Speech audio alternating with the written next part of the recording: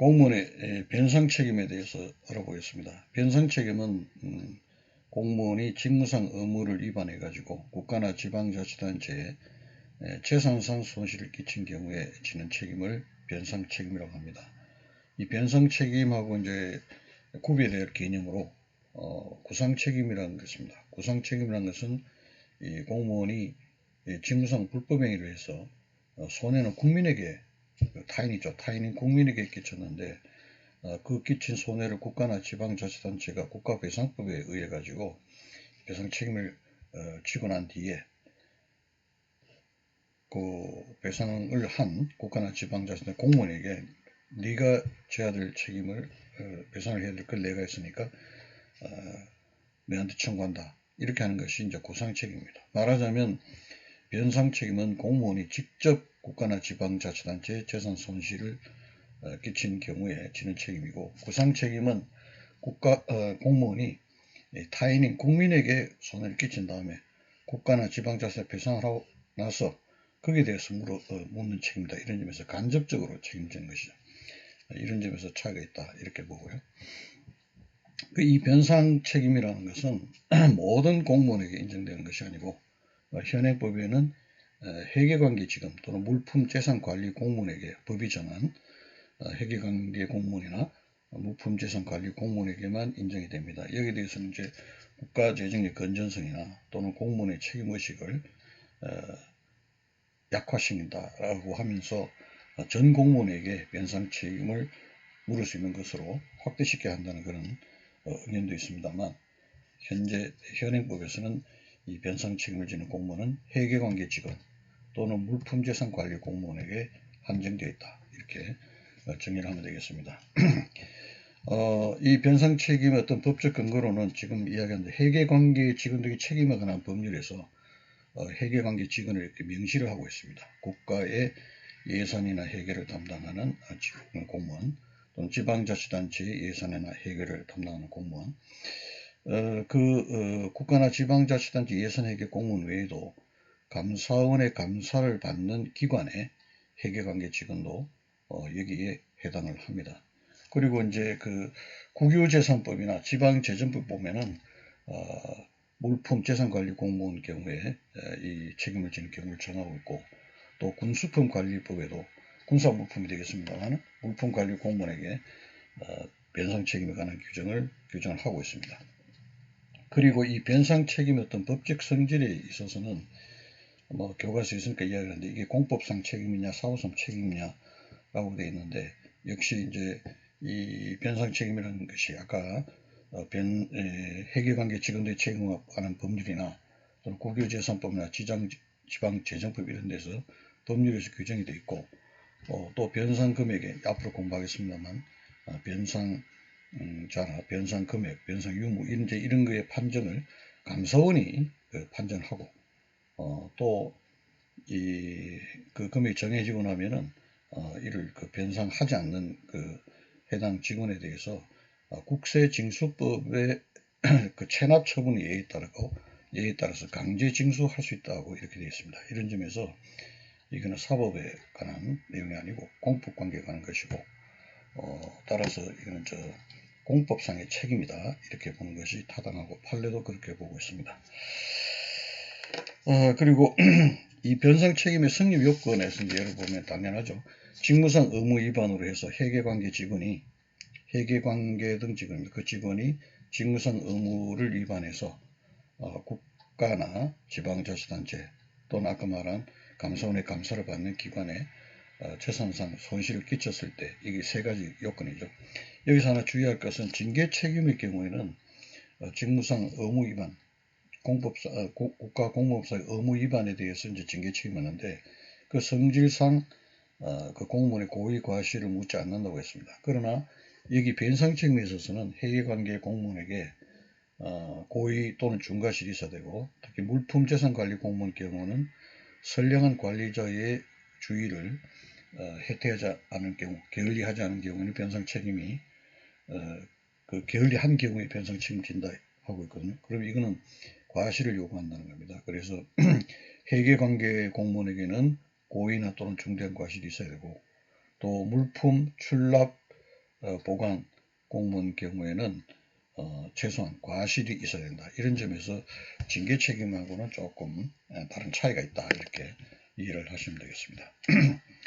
그 다음에 이 변상 책임을 어떻게 이제 물도록 할 것인가 하는 그런 부분이 있는데, 이 변상 책임의 결정은 우선 그 회계관계 직원이 있다면 예를 들면 중앙간수의 장 또는 지방자치단체 장 또는 감독기관, 이 국가나 지방자치단체 기관이 아닌 경우는 감독기관의 장 또는 소속 행정기관의 장이 우선 변상 책임이 있는 해당 공무원에게 변상을 하라고 명령을 합니다. 그렇게 해서 변상을 하면 되는데, 이 해당 소속기관장 등이 하는 이 변상 명령은 행정기관 내부 작용을 보기 때문에 이 처분이라고 인정이 안 됩니다. 그래서 여기에 대해서 뭐 불복을 하거나 이럴 필요는 없고, 만약에 여기 담당 공무원이 내가 변상 책임의 어떤 아까 그 요건을 변상 책임을 질 만한 그런 요건에 해당하지 않는다라고 불복을 하는 그런 경우에는 이 소속기관장이나 이 중앙관서장이나 여기에 대해서 불복을 할 것이 아니라 바로 감사원에다가 변상 판정을 청구하는 방법으로 불복을 하면 됩니다. 그렇게 하고, 그 다음에 감사원은 이제 감사 결과에 따라 가지고 이 해당 공무원에게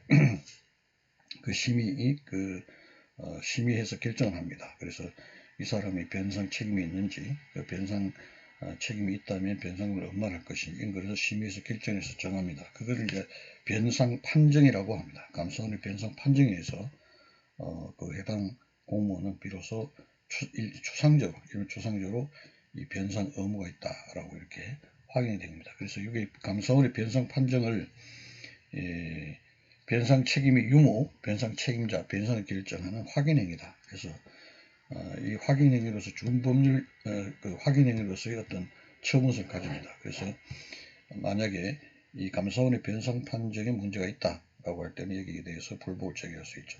그리고 이제 감사원이 이런 이 변상 책임을 질 자, 그 다음 변상 금액 이런 것들을 확정을 해서 이 사람이 공무원이 있던 어떤 겁니까? 그 소속 장관이나 감독기관의 장이나 해당 기관의 장에게 이 변상 판정서를 통보를 합니다. 그러면 20일 내에 이 서류를 해당 공무원에게 이제 송부를 하게 됩니다. 그러면 이제 구체적으로 해당 공무원은 변상금을 지급 의무가 생긴다. 이제 이렇게 절차를 거쳐서 갑니다. 이제 여기 대해 가지고 뭐 중간에 제가 이야기를 해버렸습니다만 해당 공무원의 경우 회계관계 직원 등이 예를 들면 지금 절차가 있죠. 행정기관의 어떤 장이 우선 변상 명령을 하고, 그 다음에 감사원의 변상 판정을 하고 되고, 감사원으로부터 변상 판정을 받은 또 그 소속 장관이나 감독기관의 장이나 소속기관장이 이 변상 판정을 송부하는 방법으로 변상 명령을 하는데, 이 여기에 대해서 불복을 어디다 할 것인가 하는 그런 부분이 문제가 되죠. 여기에 대해서 아까 말한 대로 자기 소속기관의 어떤 행정기관의 장의한 변상 명령은 내부적 작용이기 때문에 처분이 아니기 때문에 여기에 불복할 여지는 없고, 감사원의 변상 판정하는 방법을 불복한다고 했고요. 그 다음에 감사원의 변상 판정에 대해서는 당연히 확인해서 처분을 가지기 때문에 할 수 있습니다. 그 다음에 이제 감사원으로부터 변상 판정을 받아서 소속 장관이나 감독기관의 장이나 행정기관의 장이 해당 공무원에게 변상 판정서를 송부를 하면서 변상 명령을 하는데, 이거에 대해서도 불복해서 소송을 예를 들면 불복할 수 있는가, 이 처분인가 하는 부분이 되는데, 하급심 판결에서는 변상의 유무라든지 변상 책임자라든지 변상 금액은 감사원의 변상 판정에서 이미 결정이 났고, 그 다음에 여기 있는 소속 장관이나 감독기관의 장이나 해당 기관의 장이 이 변상 판정서를 송부하는 방식을 통해서 변상 명령을 하는 것은 단순히 감사원의 변상 판정을 집행하는 행위에 불과하고, 그로 인해 가지고 새롭게 변상 의무자나 그 다음에 변상 금액이나 변상 유무가 결정되는 것이 아니기 때문에 이건 처분이 아니다. 라고 하는 하급심 판결도 있었습니다. 그러나 대법원은 이에 대해서 가지고 감사원의 변상 판정에 가지고 추상적으로 해당 공무원에게 추상적인 변상 의무가 발생하는 것이고 그 감사원의 변상 판정서를 그 소속 장관이나 감독기관의 해당 기관의 장이 해당 공무원에게 그 변상 판정서를 송부를 해서 변상 명령을 하는 그 변상 명령에서 구체적으로 변상 의무가 생긴다 이렇게 봐서 이것도 하나의 별도의 처분으로 봤습니다. 또 한편으로는 감사원의 변상 판정과 별도로 그 소속 장관 등의 이 변상 명령 그 자체에도 법률상 하자가 있을 수가 있다. 저런 이유로 해가지고 이것도 하나의 처분으로 봤습니다. 그래서 굳이 이제 따져본다면 변상 그 책임을 져야 될 회계관계 직원 등이 예를 들면 여기에 변상 어떤 절차에서 불복을 하려면은 감사원의 변상 판정에 대해서도 불복할 수가 있고 또 소속 장관 등의 변상 명령에 대해서도 불복을 할 수가 있다. 이렇게 보면 되겠습니다. 그 다음에 이제 그 변상 책임의 강제 집행 부분이 있는데 아까 말한 그 소속기관장 등이 하는 그 변상 명령 같은 것들은 처분의 성질이 없습니다. 그러니까 강제 집행할 수도 없고 당연히 없습니다.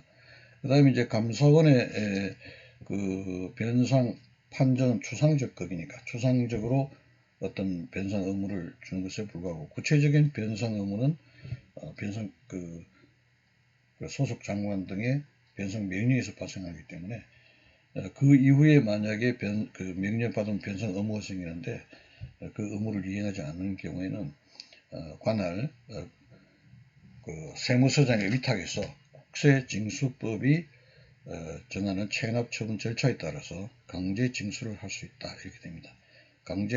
자력 강제를 가진다는 그런 이야기죠. 이렇게 된다는 거죠. 그래서 국가나 지방자치단체가 변상 책임 있는 공무원에게 예를 들면 변상 그 손실금을 받아내려고 한다면 이러한 이 변상 절차에 따라야 하고 의무를 이행하지 않는 경우에는 이 관할 세무소에 위탁을 해서 국세징수법에 의한 절차, 체납처분 절차에 따라서 바로 자력 집행을 하면 되는 것이지 이거를 별도로 법원의 민사소송법에 따라 가지고 별도의 어떤 그 민사 책임을 민사소송으로 소구할 그런 필요는 없다. 할 수는 없다. 필요가 아니라 그런 방법으로 소구할 수는 없다. 이렇게 법원의 판례가 이렇게 보고 있습니다.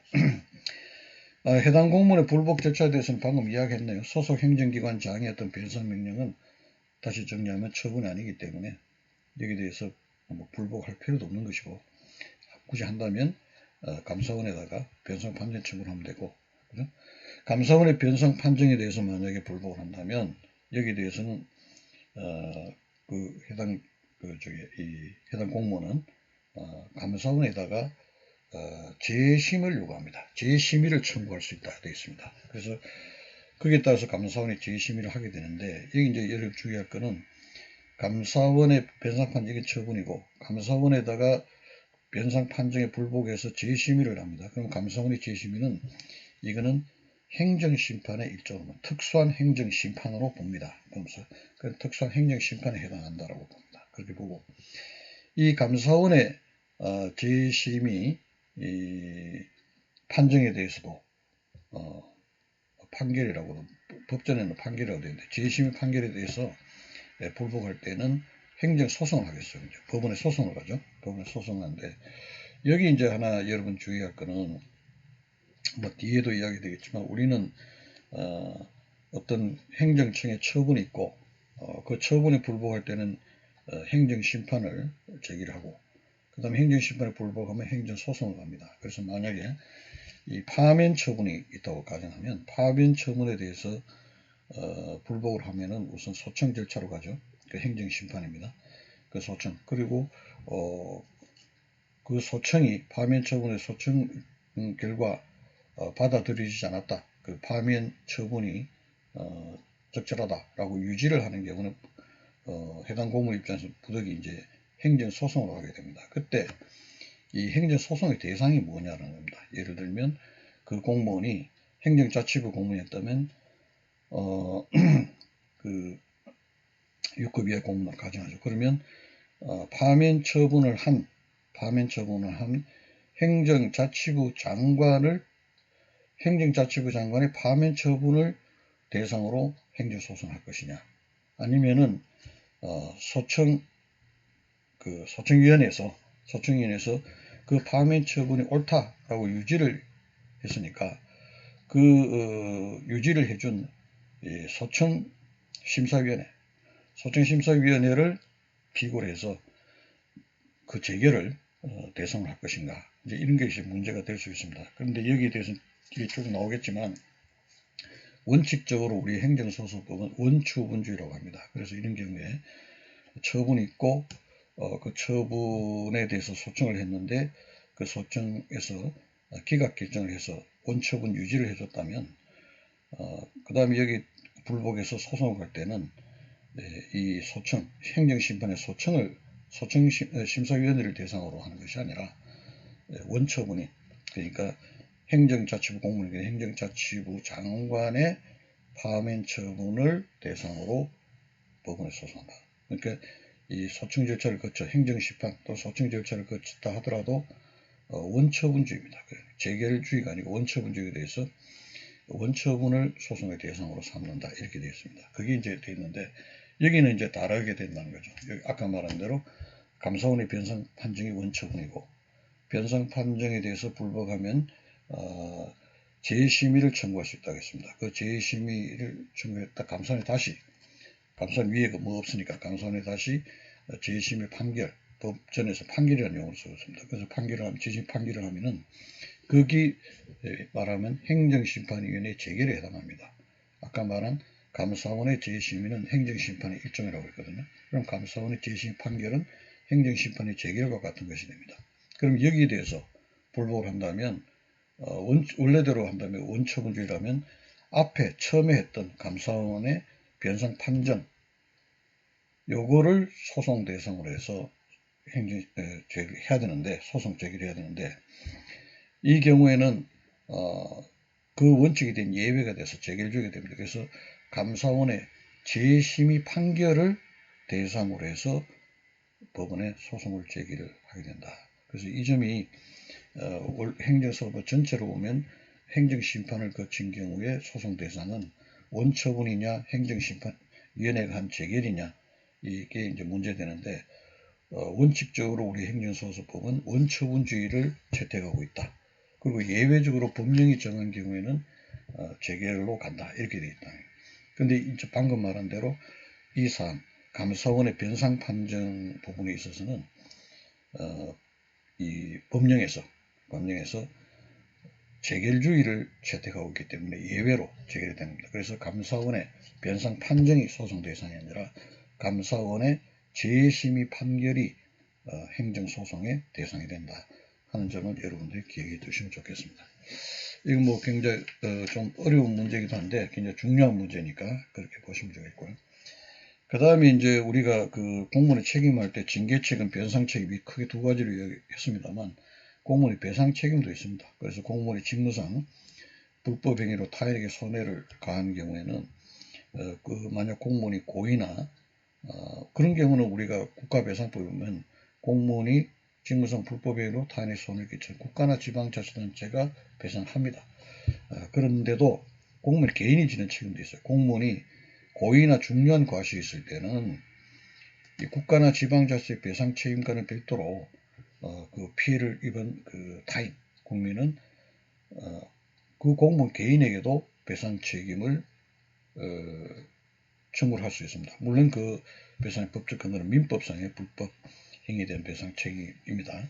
그렇게 묻을 수 있습니다. 다만 이제 공무원이 직무를 수행하는데 고의나 중대한 과실이 아니고 가벼운 경과실일 경우에는 그 공무원의 행위는 곧 국가나 지방자치단체의 행위가 되기 때문에 일체가 되기 때문에 그런 경우는 공무원의 개인 책임은 없습니다. 지지 않습니다. 그러나 고의 중과실일 경우에는 피해자 개인에게도 민법에 의한 불법의 책임을 지게 된다 이런 것이고, 또 공무원에게 고의 또는 중과실이 있는 경우에 국가가 먼저 책임을 져줬다면 이 경우에는 그 공무원은 국가에 대해서 아까 이야기한 대로 구상 책임을 지게 되는 것입니다. 지게 된다.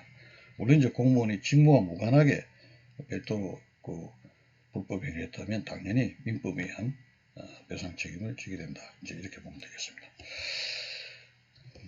그 다음에 쉬었다 할까 계속 할까, 불이익 처분에 대한 구제를 봅시다. 그 다음에 이제 이렇게 책임을 지게 되면 그 책임을 묻는 데 대해서 자기가 억울하다 이렇게 불이익을 봤다라고 할 때는 그 구제를 굴게 되는데, 자, 행정기관 소속 공무원 징계 처분이나 기타 그 의사에 관한 불리한 처분을 받았을 때는 그 구제 수단으로 지금 법에 두고 있는 것이 소청과 그 다음에 행정소송입니다. 행정소송 두 가지를 두고 있다.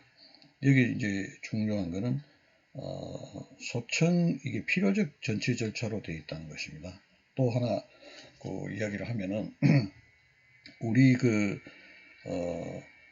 지금 방금 행정심판 행정소송에 행정처의 처분이 있고 여기 불복하면은 여기 마찬가지죠. 행정심판 그 다음에 행정소송으로 갑니다. 그래서 과거에는 이런 행정처의 어떤 처분 등에 불복할 때는 반드시 행정심판을 거쳐서 행정소송으로 가도록 했었는데, 이것이 이제 국민의 재판을 받을 권리, 법원의 재판을 받을 권리입니다.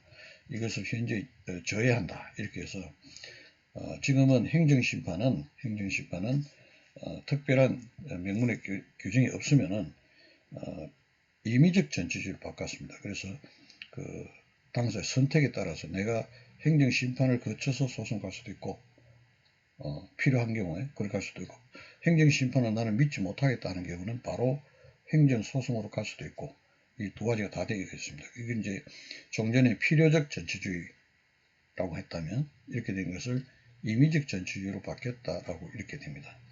그런데 이제 원칙적으로 임의적 전치주의에서 반드시 행정심판을 거쳐서 소송 가야 되는 것은 아니게 되어 있는데, 그러나 또 법령에서 정하는 경우에는 반드시 그 행정심판 절차를 거쳐서 행정소송으로 가도록 되어 있습니다. 이제 그 경우가 지금 우리가 공부할 때 보면 세 가지 정도가 나오는데, 지금 이 공부하고 있는 그 공무원의 신분상 이런 징계 처분이나 의사에 관한 불리한 처분에 대해서 어떤 처분의 부작위에 대해서 불복할 때는 반드시 소청이라는 행정심판을 거쳐서 행정소송을 가도록 되어 있다 이렇게 하는 거고, 뭐 참고로 더 말씀드린다면 조세부가 처분에 대해서 불복할 때 반드시 그 국세 심판원이라든지 뭐 이렇게 국세청장에 대해서 하는 그런 심판 절차를 거쳐서 법원 소송으로 가도록 되어 있다 하는 그런 거.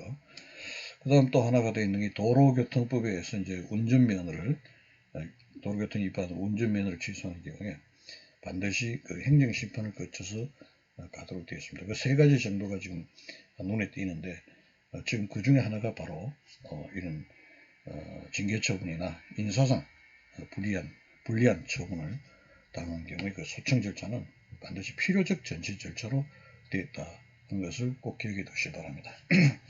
이 소청이라는 것은 이제 아까 말한 행정심판 일종이고, 뭐 이거는 이제 그 국가공무원, 지방공무원 다 인정되는데, 뭐 교육공무원 같은 경우는 다른 교육공무원법과 교원지휘 형사에 관한 특별법에 따라 가지고 별도의 소청 절차가 운영되고 있다, 뭐 이런 것이고, 그 소청 사항은 지금 이야기한 대로 징계 처분이나 그 밖에 공무원 의사에 반하는 불리한 처분이나 부작이다 이렇게 되는데, 그 밖에 공무원의 의사에 반하는 불리한 처분이라는 게 뭐냐 하는 부분에 대해서는 상당히 좀 논의가 있습니다. 그래서 강임이나 휴직이나 복직 거부했다거나 뭐 이런 것들은 당연히 되는 것 같은데, 교과서 보면 퇴직급여 청구를 했는데 거부 처분을 했다. 이런 거는 이제 공무원 지위가 퇴직하면서 하는 것이니까 이런 부분은 소청 절차를 거칠 사항이 아니다라는 점에서는 이론이 없는 것 같습니다. 그러나 이제 일부 부분에 대해서는 좀 문제되는 부분이 있죠. 특히 지난 시간에 우리가 공부했던 그 당연퇴직이라는 거 있었습니다. 당연퇴직이라는 것은 법에 정하는 사유가 발생하면 어떤 임용권자의 별도의 어떤 처분 없이 당연히 법률의 규정에 따라서 그 직에서 그 공무원의 직을 상실되는 것이다. 이제 이렇게 되어 있습니다. 그래서 당연퇴직서를 통보서를 해당 공무원에게 하더라도 그로 인해서 이 사람의 공무원의 지위가 상실되는 것이 아니기 때문에 이거는 처분이 아니고 단순히 그 사실을 확인해 준 관념의 통지에 불과하다. 이제 이런 사실행위다. 이렇게 돼 있어서 당연 퇴직 통보 어떤 처분에 취소 소송 이를 제기할 수가 없다. 이런 이야기를 했었죠. 그럼 이게 처분이 아니라면 이게 당연 퇴직도 통보에 소청의 대상이 되는가 하는 의문이 날 수가 있습니다. 왜냐하면 이 소청의 법적 성격에 관해 가지고 이게 행정심판으로 보는 견해가 다수견인데 그 다수견에 한다면 행정심판은 처분을 대상으로 하고 있기 때문에 처분과 그 처분에 가름하는 부작위를 대상하고 있다 이렇게 되어 있거든요. 그러면 당연퇴직 통보는 처분이 아니다. 그러면 이거는 소청의 대상이 아닌가 하는 의문이 생기는데 실무상에서는 당연퇴직의 통보는 소송 대상은 아니지만 소청에서는 받아주고 있거든요.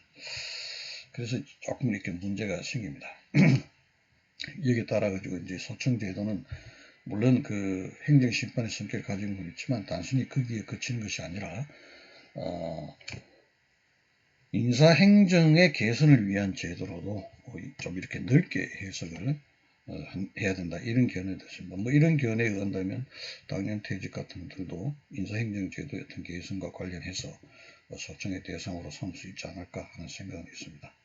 그래서 이 소청사항에 대해서 다수설은 소청을 행정심판으로 보기 때문에 또 그럼 처분에 대해서 그 행정심판을 보기 때문에 당연히 그 처분성을 가져야 된다. 이렇게 처분에는 부작해야 된다. 이렇게 하는 것이 다수 의견이다. 이렇게 하겠습니다. 그 다음에 소청심사위원회는 어디 있는가? 행정기관 소속 공무원의 소청심사위원회는 인사혁신처에 이제 그게 소속되어 있습니다. 거기에 소속되어 있고, 그 외에 이제 법원, 국회라든지 중앙선거관리위원회, 그 헌법재판소 이런 경우는 그 사무처에 설치되어 있다. 이렇게 보고요. 그 다음에 이제 소청 절차에 가서 보면, 이 소청 제기를 해야 되는데, 이 참 소청 부분은 있습니다. 아까도 이야기했지만, 이 소송으로 가기 전에 반드시 소청이라는 절차를 거쳐야 된다. 소청 전치주의입니다. 소청 절차를 거쳐서 가야 된다는 것. 그 다음에 이 소청 제기를 하는 것이 보통 우리 행정심판이나 행정소송정에는 처분이 있음을 안 날로부터 90이다 이렇게 되어 있습니다. 그래서 되어 있는데 이 소청에 있어서는 처분이 있음을 안 날로부터 30일로 굉장히 짧게 되어 있습니다. 그래서 굉장히 유의를 해야 된다 이렇게 하고요. 그 다음에 이제 소청심사위원회에서 그 소청 제기되면 심사를 하는데 뭐 이거는 뭐 마찬가지로 우선 필요하면은 사실관계 조사도 하고 감정도 하고 그다음 정인 신문도 하고 뭐 이런 절차를 거친다면 가장 여러분 주의할 것은 이 해당 공무원의 그 소청이죠. 소청인에게 진술권을 법에 의해서 국가공무법에서 부여를 하고 있습니다. 그래서 만약에 진술을 기회를 부여하지 않고 소청심사위원회에서 어떤 결정을 했다면 그 결정은 무효라고 법에 이렇게 규정하고 있습니다. 그래서 꼭 그거를 유의해 두시기 바랍니다. 소청심사 절차에 있어서 소청인에게는 진술권이 보장되어 있다. 따라서 진술권을 진술권을 진술의 기회를 부여하지 아니하고 한 소청심사위원회 결정은 무효다라고 법정되어 있다는 것, 이거 꼭 기억해 두시기 바랍니다. 그리고 이제 소청심사위원회에서 이제 결정을 하죠. 하는데 이제 여기 하나 유의할 것은 파면이나 해임이나 그 다음에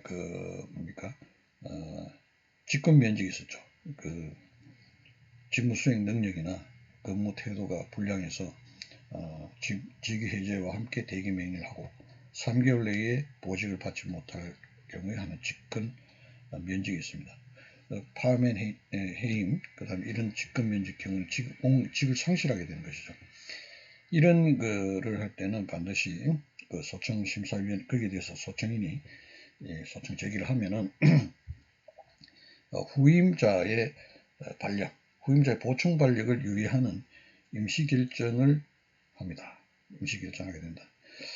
왜냐하면 나중에 그게 자리 이 사람은 쫓아내는 것이 되는데 공무원직이 상실하게 되는 것인데 보충인을 발령하면 나중에 소청결정에서 그 소청인에 유리한 결과가 나왔더라도 자기 갈 자리가 없어지게 되니까 이런 경우에는 후임자의 발령, 보충 발령을 유예하는 임시결정하고 그 절차를 진행하도록 되어 있다라고 합니다. 만약에 이제 이런 거를 보충 발령 유예하는 임시결정 조치를 안 하고 쭉 진행했는데 나중에 결과적으로 봐서 이 파면이나 해임이나 직권면직 처분이 무효다 또는 위법하다 해서 취소돼 버리면 그럼 어떻게 하느냐. 그때는 그 해당 공무원에 대한 정원은 그대로 존재하고 있었던 것으로 간주를 한다고 이렇게 법에 규정이 되어 있어요. 왜냐하면 공무원의 직접 정원 이런 것을 법으로 딱 정해놨거든요. 그래서 그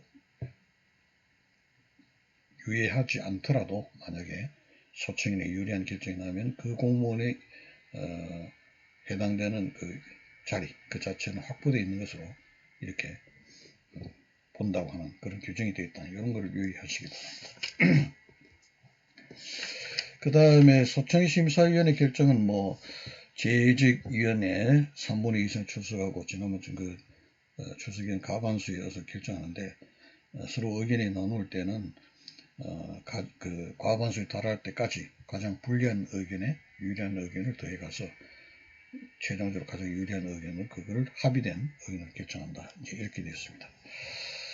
그리고 이 소청심사 결정이 되면 이건 행정심판과 같은 거라고 했기 때문에 행정심판의 결정인 기속력이라는 법적 효력이 있다고 했습니다. 이것도 대단히 중요한데 여기서 이제 그 구제편이 아닌 여기서 쭉 이야기할 때 너무 분량이 많으니까 일단 그 뭐냐면 소청의 어떤 행정심판이다. 소청은 행정심판의 성격을 갖는다. 그래서 거기에 대한 소청 결정이 있다면 행정심판의 결정이 가진 효력을 가지는데 그게 중요한 기속력이라는 게 있습니다. 그 소청 결정의 내용에 따라서 처분청이나 관계행정청이 구속받아야 된다. 그런 게 기속력이라는데 그런 힘을 받게 된다. 이제 그런 것이고요. 그 다음에 봅시다. 뭐 감사원의 재심사이고 있네. 자, 뭐 그렇게 하고 좀 시간이 분량이 좀 많은 것 같으니까 행정소송부는 좀 끊었다 하겠습니다.